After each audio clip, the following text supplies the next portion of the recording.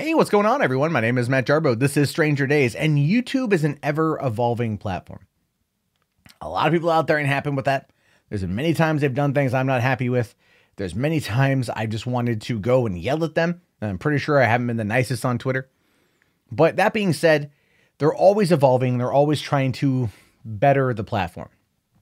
However, I guess you could say, in trying to complete that, there are certain elements that do get caught in the wake. There is collateral damage. And that's kind of the whole weird thing we find when we look at this article here. YouTube removes 58 million videos featuring hateful or inappropriate content. Now, when you're on YouTube and you're looking at what could be considered hateful or inappropriate content, it's extremely subjective. Extremely subjective. And they have a bot that flags down most content, right? Like over 90% of whatever gets flagged for review is done via a bot. Same with the whole demonetization thing. It's not that someone sits there and manually does it. I'm sure there are people that have done it. I'm not going to sit there and say they haven't, but ultimately what happens is a bot that crawls through it, processes the video, analyzes the video, and then makes the decision. And the problem with it is, though, is YouTube doesn't tell you when it does this. It doesn't tell you when something goes into limited ad state. It doesn't tell you when any of that happens. They'll tell you, though, if a video's been flagged for review and taken down. They tell you that. They don't tell you how it was flagged or who flagged it, and I'll get to that here in a second. But 58 million videos featuring hateful or inappropriate content. That's a lot of shit. But here's what you need to know about YouTube. 400 hours of content are uploaded every single minute on YouTube. 400 hours. That equals 72 years a day. A full generation every single day on YouTube gets uploaded. It's a lot of shit. So, I mean, like 58 million videos, when you look at it like that, doesn't necessarily seem like it feels like a drop in the bucket, to be honest with you. Now, it says here, YouTube was once seen as a safe space, free from government regulation and censorship. But the dark side of the net, the dark side of the sharing problem has been laid bare in a report that reveals in the past 3 months, it has had to remove 58 million videos that were posting hateful or inappropriate content. Catherine Archer, a lecturer at Murdoch University who specializes in social media, said, "It's just the tip of the iceberg." Is it? Is it really? She says here, I guess it's starting to admit the problem, but the whole point of YouTube was being able to upload a video without it being professional. Now, YouTube here says that if videos removed mainly had inappropriate adult content or spam, but did not offer much insight into how it's managing the large amount of hateful or conspiratorial videos. But look, having a video that's a conspiracy theory, there's nothing wrong with that. There's nothing wrong with having a video that's a conspiracy theory. It is up to the viewer to determine whether or not it is real or fake. We can always hope that they at least are smart enough to realize that they're fake. Most of them are fake. But that's the whole point, though, is there's nothing inherently wrong with expressing an opinion about something on YouTube. It's the whole point of the game, right? But trying to take down conspiratorial content and labeling it as hate speech is just lame. But it's a tactic to get rid of the false news that apparently has been maybe a little bit more influential than YouTube wants to admit. Now, YouTube has said, or a spokeswoman said that the company is confident a new algorithm will work to stamp out inappropriate content. It's like I said, it's all algorithm based. Everything is all algorithm based, right? Like Mumkey Jones had his channel taken down, 321,000 people. One channel had 72,000 subs on another one. That's gone because of content they deemed inappropriate. One of the videos was private. They got him because of the bot, because the algorithm was looking for certain things. He got busted for his Elliot Rodgers videos that he had made. I went back, found my Elliot Rodgers videos, and I deleted that shit. Like, you know what? It's been 4 years. No one's watching them anyway. It's time to let go. Which is actually one of the reasons why I think on some of these channels, I wish YouTube would unpublish. You could actually set a video to unpublish itself after X amount of time, right? After a year or so, just unpublish it. You know, certain videos, like whatever, but like I do news coverage. So if I could just unpublish, like, you know, everything after a year, I'd be totally fine with that because the videos are dead and they're over with and I do current events. People don't really go back and watch those videos. There are a couple, but really it's not that big of a deal. Now, she says here that we've always used a mix of human reviewers and technology to address volatile content on our platform. And in 2017, we started applying more advanced machine learning technology to flag content for reviews by our team. Why is that? Because of the adpocalypse. That's why that happened. The adpocalypse triggered this hardcore kind of nanny state that YouTube is making, it's doing as a way to deal with the vast amount of content uploaded every single minute. There's no way a human team could do it.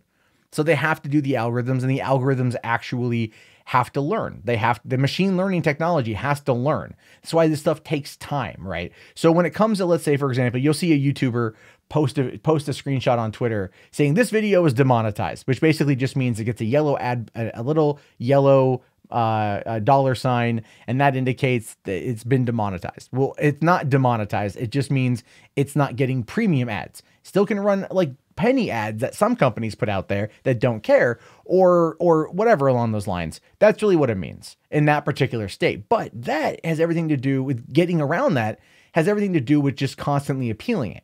So the more content you upload, the faster it is stuff will generally get overturned. It still takes about 2 days, which is bullshit, but you'd be amazed at how often the more you appeal it, the fewer videos get tagged right off the bat. Some actually can go for a couple days after their lifespan's already expired and then go from there. So there's that's something to consider.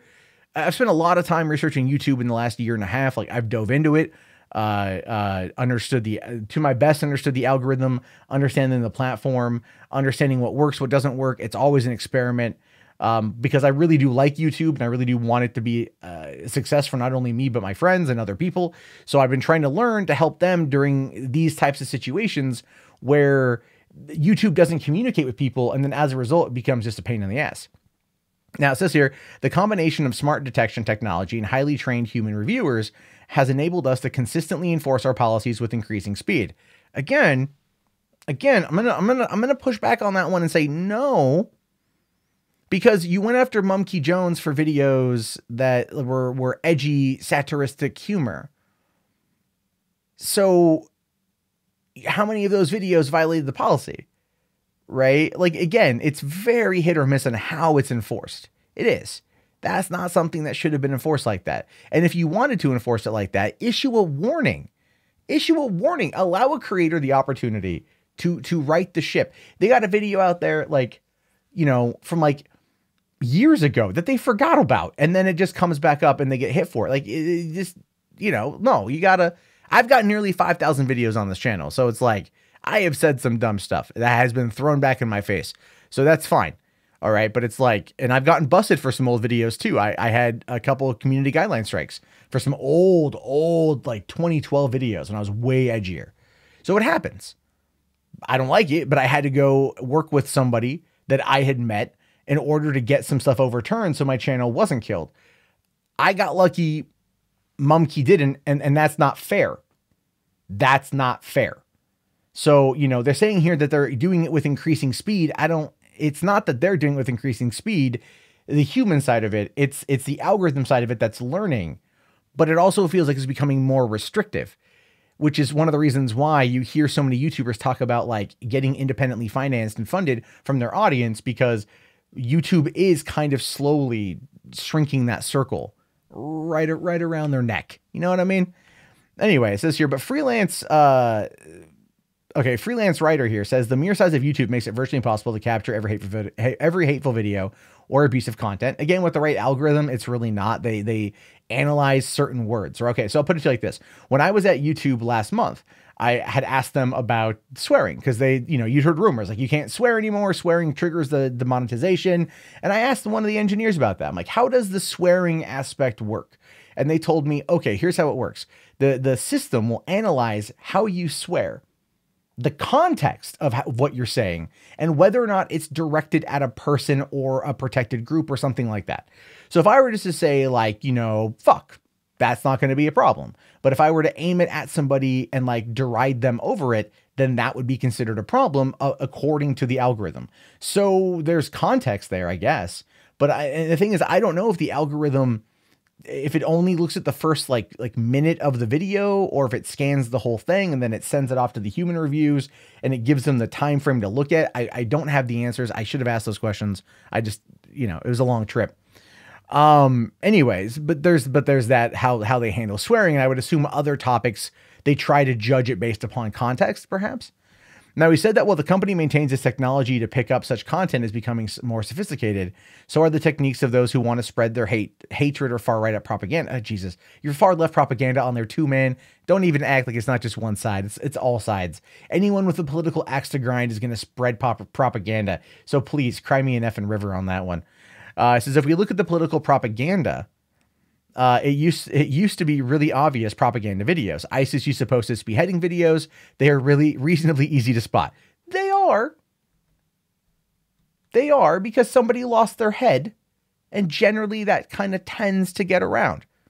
But in regards to YouTube on a whole, yeah, there's a lot of content that's uploaded, and their bot is always learning. And if you ask any employee, whether it's at VidCon or Team YouTube on Twitter, and you're like, hey, what's going on with this? They'll generally tell you the same thing. I wish they would do more to explain the situation to people, explain the mechanics of it, and spend more time trying to really make it seem like to make people understand, because that again is really what a lot of this boils down to, is we don't know what content's really allowed or not allowed, because it almost feels like it's on a whim, right? Like 4 years ago, Mumkey Jones was making fun of Elliot Rodgers after he went on a shooting spree, and that's the edgy humor he wants to make.